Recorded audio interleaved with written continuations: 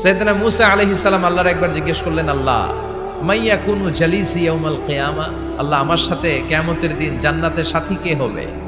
আল্লাহ বললেন, জালিসুকা ফিল জান্নাতি জাজ্জার, তোমার সাথী হবে কিয়ামতের দিন বিচার শেষে জান্নাতে যখন ঢুকবা তোমার সাথী হবে একজন কসাই। কসাই চিনেন? কি করে? গোশত কাটে। সাইয়েদনা মূসা আলাইহিস সালাম অবাক হলেন, ঘটনা কি? কসাই, আমি হইলাম নবী আর আমার সাথে জান্নাতে থাকবে? হাউ কাম ইটস পসিবল, এটা কিভাবে সম্ভব? আল্লাহ বললেন, নিজেই দেখে আসো এটা কেমন কসাই। সাইয়েদনা মূসা আলাইহিস সালাম ছদ্মবেশে কসাইয়ের দোকানে দাঁড়িয়ে রইলেন।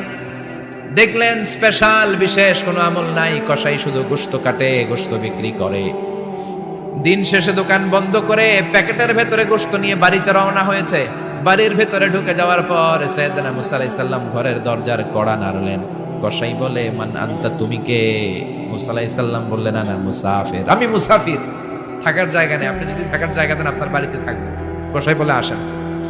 সাইয়েদনা মূসা আলাইহিস সালাম ঢুকলেন। কসাই বলে, এই ঘরে একটু থাকেন, ওই ঘরে আমার একটু কাজ আছে।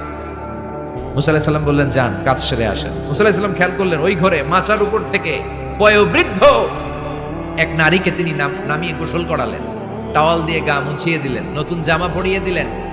এরপর দোকান থেকে আনা সুন্দর গোশতের টুকরাটারে নিজ হাতে কেটে রান্না করলেন। তারপর রুটি বানালেন, আর গোশত আর রুটি হাতে নিয়ে ওই মহিলার মুখে তুলে দিচ্ছেন। মহিলা খাচ্ছে, খায় আর বিড়বিড় করে কি যেন দোয়া পড়ে। সুবহানাল্লাহ পড়বেন না? ওই মহিলাকে খাওয়ানোর পরে কসাই সাইয়েদনা মূসা আলাইহিস সালামকে মেহমান হিসেবে খাবার নিয়ে আসলেন।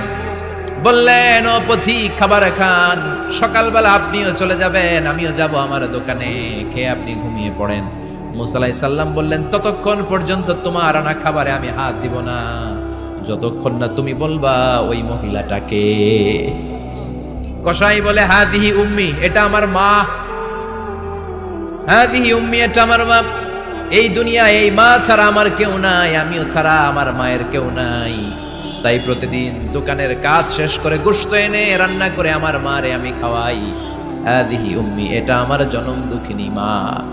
সাইয়েদনা মূসা আলাইহিস সালাম, বুঝলাম তোমার মা, কিন্তু তুমি যখন রুটি তোমার মায়ের মুখের ভেতরে তুলে দিচ্ছিলে, তোমার মা বিড়বিড় করে কি যেন পড়লো, কি পড়ে তোমার মা?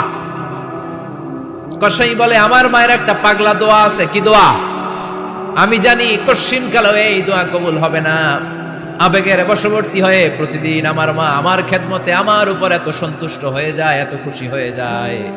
আমার মা প্রতিদিন বলতে থাকে, আল্লাহুম্মা জাআল ইবনি জালিসা মূসা ইয়াউমাল কিয়ামা। ও আল্লাহ, আমার ছেলের খেদমতে আমি এত সন্তুষ্ট, আমার ছেলের উপর আমি এতটাই রাজি খুশি। শুনেছি এই জামানার সবচাইতে বড় পয়গম্বর, বনি ইসরাইলের সবচাইতে বড় নবী, ওই নবীর নাম নাকি মূসা। ও আল্লাহ, আমি এত কিছু জানি না, এত কিছু বুঝি না, এত কিছু চাই না, তোমার দরবারে শুধু একটাই চাওয়া, একটাই ফরিয়াদ, তুমি আমার ছেলেরে কিয়ামতের দিন মূসার সাথে হাসর নসিব করে দিও।